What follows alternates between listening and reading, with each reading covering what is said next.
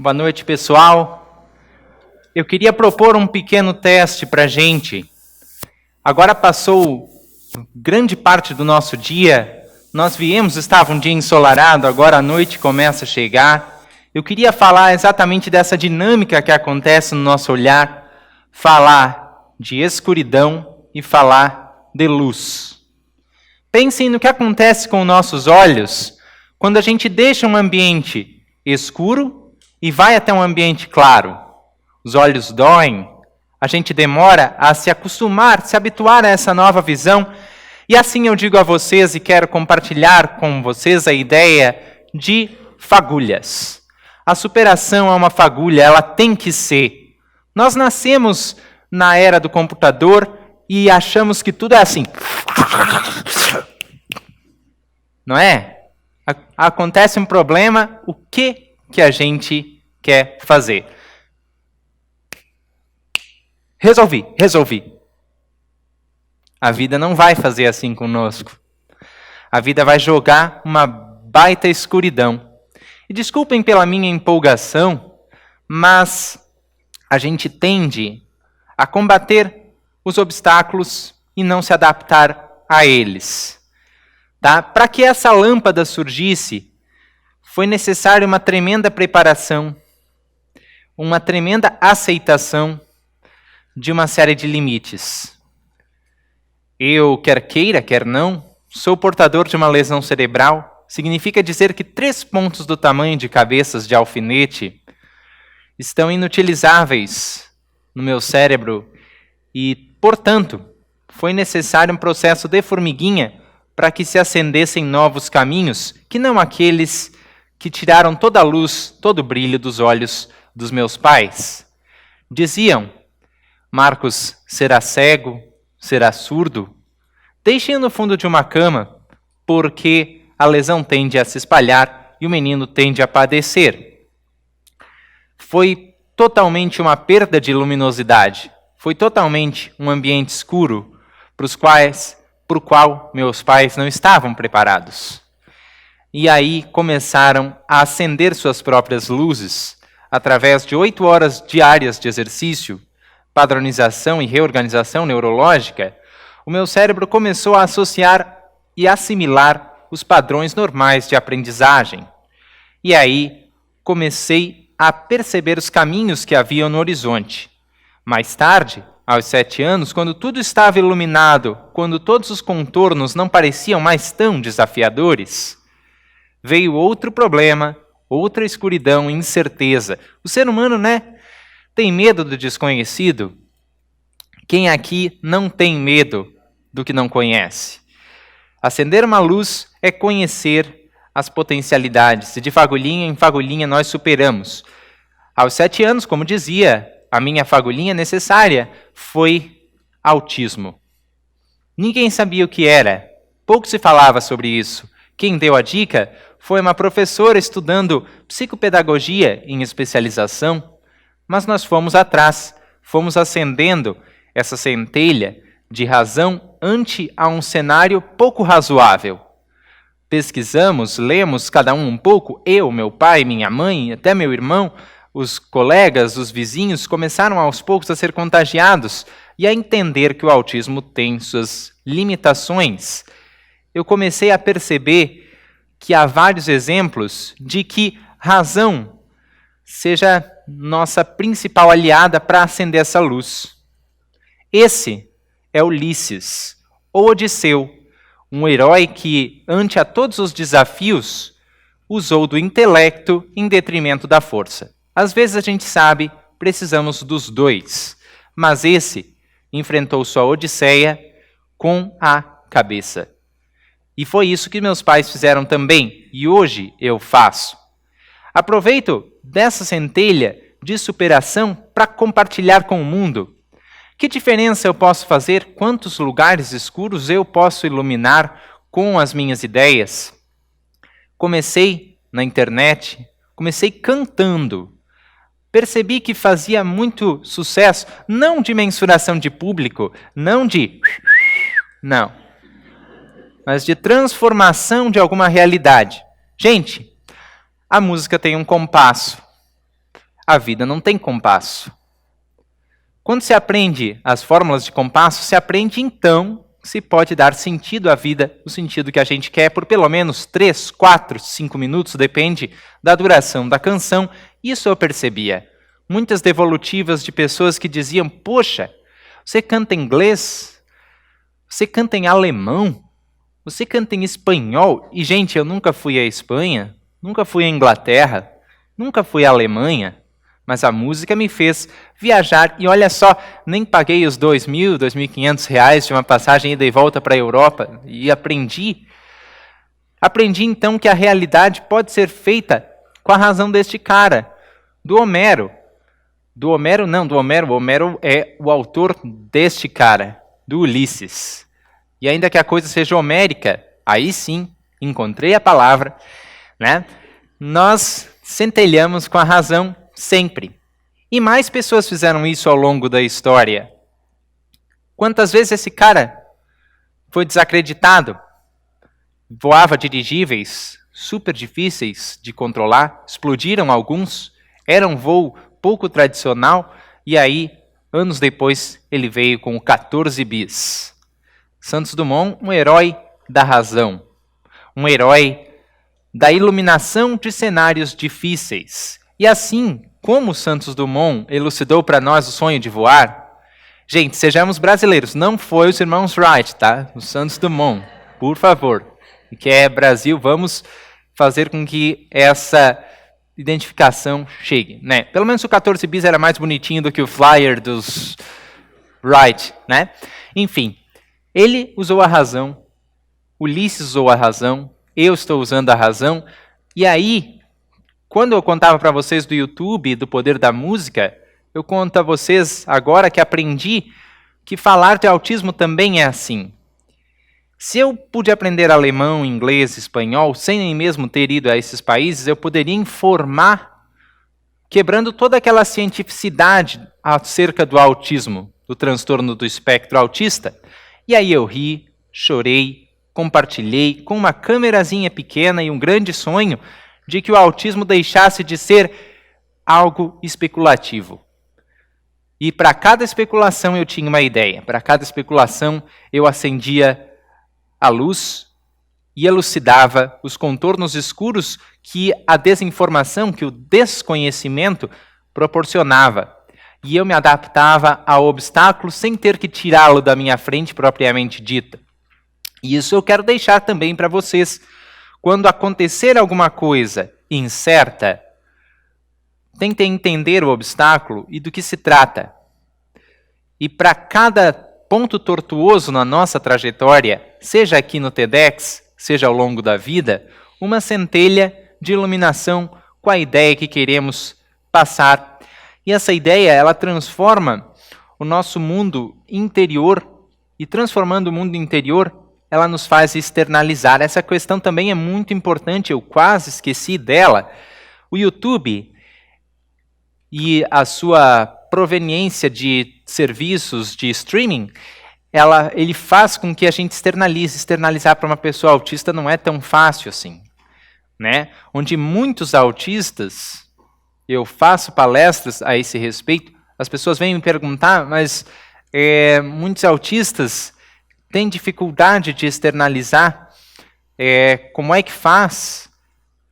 Um pouquinho a cada vez, e eu acredito que os vídeos tenham me dado potencial para explicar esses pouquinhos para as famílias, e a minha maior alegria hoje é ver que o autista não é um recluso, é apenas uma competição de estímulos que o autista prefere não participar, mas que ele pode participar com outras devolutivas ao mundo, que essa luz pode ser de várias ideias, de várias intenções e intensidades diferentes, e que com isso nós podemos transformar a nossa realidade e pensar na questão global. Eu penso na questão global do autismo.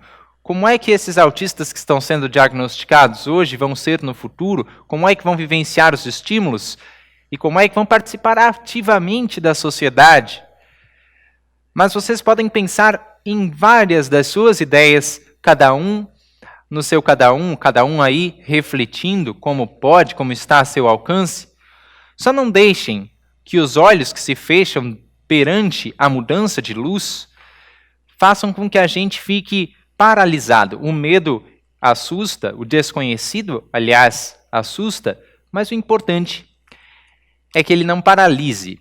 Eu, por vezes, fui tentado a ficar paralisado ante a dificuldade de entender algumas emoções humanas. Esse é um estágio constante dos autistas. Temple Grandin, grande exponente do autismo e proponente do tratamento racional dos animais nos Estados Unidos, que revolucionou o mercado da carne, se comparava a uma vaca.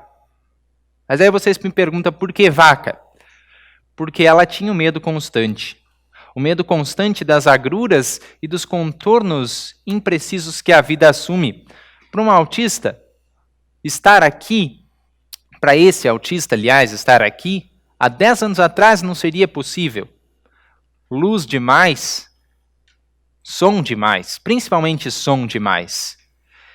Eu treinei isso através da música, eu externalizei muita coisa e hoje eu endosso a ideia de que um pouco a cada vez nós podemos iluminar nosso caminho e fazer da nossa trajetória produtiva e participativa no meio onde a gente está e transformar isto através da diferenciação ou da apropriação. São duas posturas que se estuda na faculdade, né, que muitos de vocês, quantos administradores existem aqui, eu me pergunto, não precisa levantar a mão, só façam essa reflexão, quantos de vocês já não ouviram essa estratégia dual, né? Você pode se aproximar ou você pode se afastar, assim é a nossa centelha, nós podemos permanecer no mesmo ângulo de iluminação, como eu poderia pegar essa lâmpada agora e iluminar a paisagem de um modo diferente. Falando em expressar, eu consegui um grande amigo, vou chamá-lo para contar a história para vocês de como eu pude entender a fronteira final, que é o amor. Eu conciliei o amor por uma pessoa com o amor por uma ideia, que iluminou os caminhos e silenciou um pouco dos rumores, também tornou as agruras mais fáceis de se entender. Essa composição é minha, chama-se A Garota que Sabe Voar, vou tocar um pouco para vocês.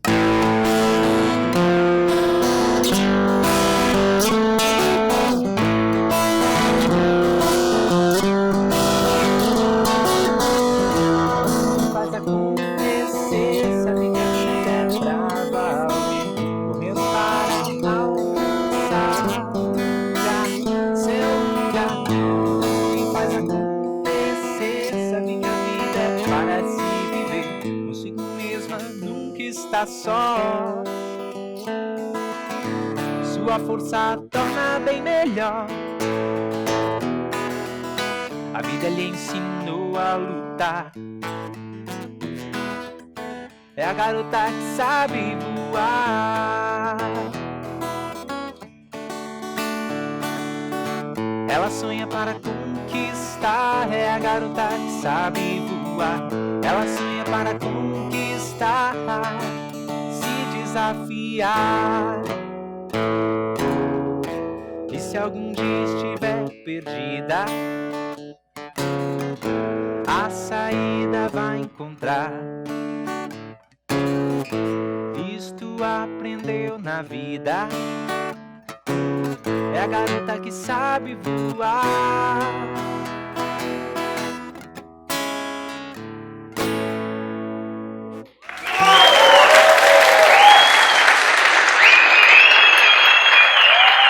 Valeu, pessoal! Mas mais importante do que endossar uma ideia personificando-a, como eu fiz nessa canção, eu sempre quis entender as questões do amor, e eu disse que era a última fronteira para vocês, não foi por acaso, porque se expressar é uma questão muito escura, nós estamos falando de iluminar caminhos aqui, o amor é sempre uma nova descoberta, e com o Diário de um Autista, eu talvez não consiga discutir a magnitude que ele tem, apesar de já ter falado sobre isso. Mas cantar me aproxima um pouco mais do amor, Outro amor que eu tenho, enquanto eu não encontro amor afetivo, enquanto ainda não entendo com uma determinada acurácia, é o amor pelas letras. O escritor britânico Neil Gaiman, num dado trecho do livro A View from the Cheap Seats, A Vista dos Assentos Baratos, em tradução em português, disse o seguinte: a escrita conta mentiras, mas estas mentiras contam-nos de como o mundo poderia ser. E no meu mundo poderia ser expressado diferente, adaptado diferente, para que eu entendesse de uma forma diferente os obstáculos pelos quais eu estou passando. Né? Um escritor cometeu um pequeno erro aqui, vocês vão endossar menos a minha obra se algum dia a encontrarem, mas enfim. A escrita explicava, assim como a música explicou, e entendia o mundo muito mais da maneira com que se apresenta, porque para um autista a dificuldade que faz esse cenário escuro que eu propus no começo, grande parte dela vem do fato do autista ser literal. Ou seja, diziam para mim, Marcos, aquela mulher é uma gata, e eu imaginava gatos. Essa situação está russa, mas como a situação está russa se ela está acontecendo no Brasil? Não é uma situação brasileira, então? São metáforas que guiam nossa vida, que moldam nossos sonhos, e que eu entendi através de escrita. Escrevendo também me expressei muito melhor, então eu digo a vocês também, quando iluminarem um cenário indefinido com uma ideia forte que vocês tiverem, que dê brilho nos olhos e que mova vocês na direção de um sonho, expressem-na, porque é uma postura acessível, não só pela escrita, nós vimos tantos exemplos de ideia hoje, compartilhando aqui dentro e fora desse evento, ao longo da produção desse evento, né? Nós podemos expressar de formas diferentes. Expressando, nós podemos levar os nossos sonhos, nosso brilho nos olhos e no coração também. Se não tiver coração, não tem razão, né? Os dois dançam numa dança meio louca de se entender, mas é verdade, o coração está conectado à razão. A gente pega as pessoas pelo coração, né? E aí, nós precisamos expressar da maneira com que isso se processa, para que isso não morra. O meu sonho de evidenciar o autismo e de escrever profissionalmente não morreu porque eu tenho grandes outros sonhos que eu expresso através deles. Eu hoje estou sendo chamado nas escolas, por exemplo, para expressar melhor a vida de pessoas autistas e receber a devolutiva dos pais, iluminando cada vez mais o caminho dos nossos sonhos. Muito obrigado pela atenção de vocês.